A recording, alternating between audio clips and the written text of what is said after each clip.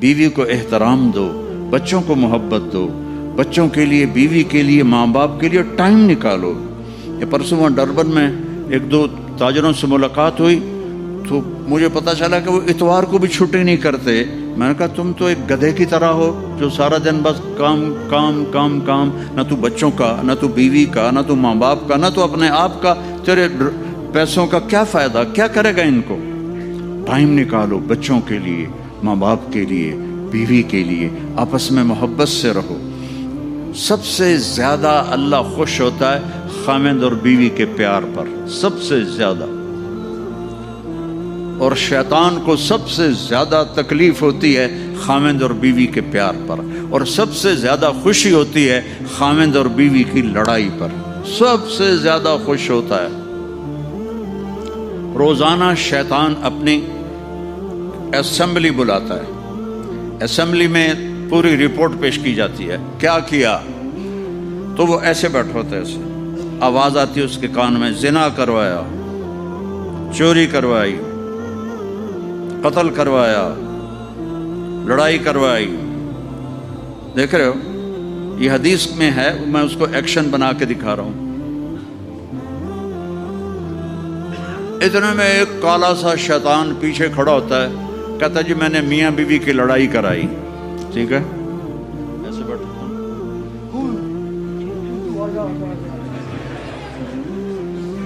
और उसको ऐसे गले लगाता है। वो कहता हो कुत्ते वो कम था ऐ करके आया। शराबी की शराब उसकी ज़ात तक है, जानी का ज़िना उसकी ज़ात तक है। खामिद और बीवी की लड़ाई नस्लों को बर्बाद कर देती, ख़ानदान बर्बाद हो जाता। चलो बीवियों के लिए वक्त निकालो, अपने माँ बाप के लिए वक्त निकालो अगर आपके साथ रहते हैं, बच्चों के लिए वक्त निकालो। चूँकि आप इस्लामी मुल्क में नहीं रह रहे, अगर आप अपने बच्चों को टाइम नहीं देंगे तो ये ज़ाय हो जाएंगे। इस्लामी मुल्क में कोई बच्चा ज़ाय होता है तो वो काफिर नहीं होता है, बदमाश हो जाता है, नशई हो जाता है, बुरा हो जाता है, लेकिन इस्लाम नहीं छोड़ता। यहाँ इस्लाम छोड़ रहे हैं, बर्बाद हो गई नस्ल। मैं तो पूरा यूरोप अमेरिका फिर फिर के आंसुओं से रोता हूँ कि जिन लोगों ने अपने बच्चों को टाइम नहीं दिया, अपनी बीवियों को टाइम नहीं दिया, और सिर्फ अपना कारोबार, जॉब, डबल जॉब, उनके बच्चे दहरिए हो गए, ईसाई हो गए, कुफ्र में चले गए। तो अपने बच्चों के लिए वक्त निकालो, अपने आप के लिए वक्त निकालो। छुट्टी को छुट्टी के तौर पे मनाओ, अपने मोबाइल ऑफ कर दो छुट्टी के दिन, न किसी का सुनो न किसी को करो। और ख़ास तौर पर जब आप घर में बैठते हो बच्चों के साथ, बीवी के साथ, तो उस वक्त इसको मत ऑन करो। ये मोहब्बतों को तोड़ देने वाली चीज़ है। मैं अपनी बीवी से बात कर रहा हूँ, मिसाल दे रहा हूँ, आगे उसका फ़ोन करता टर्न, कहते मैं ये थोड़ी कॉल ले लूँ, अच्छा भी ले लो, लेकिन मैं अंदर से बुझ गया। बीवी मुझसे बात कर रही हो, मेरे फ़ोन ने किया टर्न, मैंने कहा मैं ज़रा गल सुन लूँ, वो अंदर से मिट गई। और ये छोटे बच्चों के साथ बड़ी ज्यादती करती हैं माएँ। ड्रामा देख रही हैं, बेटा आता है, अम्मा, मॉम, कहते हैं हाँ बोलो, नज़र यहाँ से नहीं हटी, नज़र ड्रामे पर ही है, हाँ बोलो मॉम, मुझे चाहिए, बाद में आना, नहीं मुझे अभी चाहिए, कह रही हूँ ना बाद में आना, नहीं मुझे अभी चाहिए, दबाओ जाओ लू के पट्टे। बच्चों को तबाह कर दिया।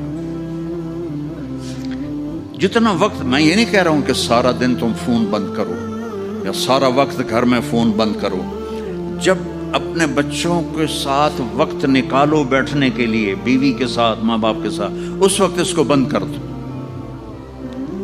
ये तो टॉयलेट में भी सौदे करते हैं, जो काम करने गए थे वो बीच में रह जाता है और उठा लो, बेच दो, ले लो, दे लो। इन ताजरों का ये हाल है, इनकी क्या लाइफ है। रोटी खाते हुए भी सौदे कर रहे होते हैं। एक पाकिस्तान के बहुत बड़े ताजर, तो हम खाने पर इकट्ठे थे, उसकी घंटी बजी, उसने कान से फ़ोन लगाया और आधा घंटा वो खाना भी खाता रहा और फ़ोन भी सुनता रहा। मैं कहा तुमसे तो हम बड़े अच्छे हैं कि तुम्हारे इस पैसे का तुम्हें क्या फ़ायदा जो तुम्हें रोटी भी नहीं खाने देता। तो मतलब एतदाल से चलो, درمیانی چال چلو، ایسے پاگل نہ بن جاؤ اس کے پیچھے کہ نہ بچوں کا ہوش رہے، نہ اپنا ہوش رہے، نہ بیوی کا ہوش رہے، نہ ماں باپ کا ہوش رہے۔ اگر آپ مالدار ہیں زکوٰۃ دیں، یہاں بھی غریب لوگ ہیں، زکوٰۃ دیں، اور صدقات ان غریبوں کو، غیر مسلموں کو دیں۔ اللہ تعالیٰ غیر مسلم کی بھی سنتا ہے اور مسلم کی بھی سنتا ہے، سب کی سنتا ہے۔ کسی بھی دکھی کی تمہیں دعا لگ گئی، چاہے وہ غیر مسلم بھی ہے نا، اللہ کے عرش کو ہلا دے گی۔ تو سخی بنو، اللہ کو سخاوت پسند ہے، بخل پسند نہیں ہے، اللہ کو سخاوت پسند ہے۔ زکوٰۃ دینے والا نہ سخی ہوتا ہے نہ بخیل ہوتا ہے، نہ سخی ہوتا ہے نہ بخیل ہوتا ہے، وہ درمیان میں ہوتا ہے۔ جیسے ہماری جینڈر ایک ہوتی ہے نا، درمیان والی نسل ایک ہوتی ہے نا، ایک مرد ہے ایک عورت ہے، ایک درمیان میں، اس کو آپ کیا کہتے ہیں؟ خواجہ سرا، خسرا، اور کیا کہتے ہیں؟ جینڈر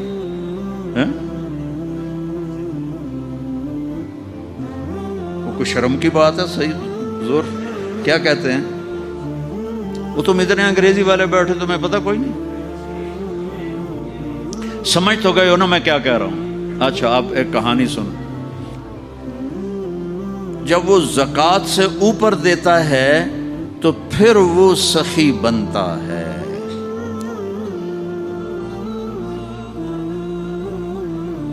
خسرو پرویز جس نے ہمارے نبی کا خط پھاڑ دیا تھا، ایران کا بادشاہ، اس کے پاس ایک مچھلی والا مچھلی لے کر آیا، اس کو بڑی پسند آئی، اس نے کہا 4000 دینار دے دو۔ 4000 دینار کئی کروڑ روپیہ بنتا ہے۔ تو اس کی بیگم شیریں ساتھ بیٹھی تھی، اس نے اس کے کان میں کہا یہ کیا کیا ہے؟ ایک مچھلی پہ 4000 دینار، خزانہ خالی کرو گے؟ واپس لو۔ انہوں نے کہا میں واپس لوں؟ میں بادشاہ ہوں، میں کیسے واپس لوں؟ میں تو نہیں لوں گا۔ کہا تم اس کو بلاؤ، اس سے پوچھو یہ نر ہے یا مادہ ہے، میل ہے یا فیمیل ہے۔ اگر کوئی یہ میل ہے تو تم کہنا بھائی ہمیں فیمیل چاہیے تھی، تو تم یہ مچھلی واپس لو، ہمارے پیسے لو۔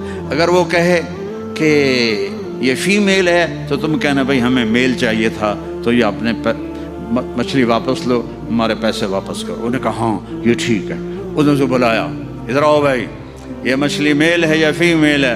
کہ جی نہ میل ہے نہ فیمیل ہے، یہ درمیان والی ہے، خسرا ہے۔ بادشاہ اتنا ہنسا، انہوں نے کہا 4000 اور دے دو۔ وہ شیریں کو غصہ چڑھ گیا کہ یہ کیا ہوا، 8000 دینار۔ اب وہ کاغذ تو ہوتے نہیں تھے، سکہ ہوتا تھا، دینار سونے کا ہوتا تھا۔ وہ جب وہ گٹھڑی باندھ کے چلنے لگا تو 1 دینار گر گیا، تو اس نے وہ بھی اٹھا لیا۔ تو شیریں تو پہلے ہی غصے میں تھی، کہ دیکھا اس کمینے کو دیکھا، اتنا یہ لالچی ہے، اس کو اتنے مل گئے کہ اس کی 7 نسلوں کو کافی ہیں، ایک گرا ہے وہ بھی اٹھا لیا ہے، اس سے واپس لو۔ انہوں نے اس کو پھر بلا لیا، اے بدبخت تمہیں اتنا دے دیا تھا، اگر 1 دینار گر گیا تھا تو کیا تھا؟ کہ حضور اس پہ آپ کا نام لکھا تھا، کسی کا پیر آتا تو بے ادبی ہوتی تو میں نے اٹھا لیا۔ انہوں نے کہا 4000 اور دے دو۔ سخی بنو، بخیل نہ بنو، محبت کرو، نفرت نہ کرو، نہ مذہب کے نام پر، نہ قوم کے نام پر، نہ زبان کے نام پر۔ اختلاف ہے تو ہے، لیکن نفرت نہیں ہونی چاہیے، چاہے سیاسی ہے، چاہے وہ مذہبی ہے، چاہے وہ فقہی ہے، جو بھی ہے، محبت سب سے پہلے ہے۔ اور اگر آپس میں کوئی لڑے ہوئے ہو تو صلح کر لو، یہاں سے اٹھ کے، ناراض نہ ہونا ایک دوسرے پر۔ غصہ آ جانا نیچرل ہے، لیکن اس کے بعد میں بولنا نہیں، بیوی سے نہیں بولتے، لڑائی ہوگی بیوی سے بولنا بند، کتنی بڑی بے وقوفی۔ بیوی ناراض ہوگی، خامن سے بولنا بند، کتنی بڑی بے وقوفی ہے، بچوں پہ کتنا برا اثر پڑتا ہے اس کا۔ تو جھگڑا ہو جائے نیچرل ہے، لیکن بس بولنا نہیں، یہ غلط، یہ ان نیچرل ہے۔ ملو، بولو، محبت رکھو۔ کیا کرو گے نفرتیں لے کر مر گئے تو کیا کرو گے؟ تو اللہ کو راضی کرنے کے لیے میرے عزیزوں، میرے بھائیوں، میری آپ سب سے گزارش ہے کہ ہم اپنے رب کی مان کے چلیں۔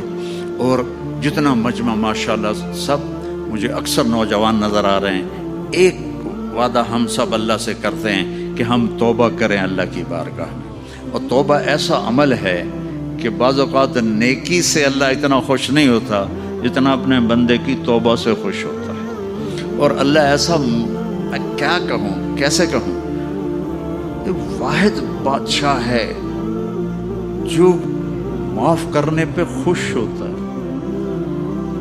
اور جتنی دفعہ توبہ ٹوٹ جائے، توبہ کرو گے تو وہ خوش ہوگا۔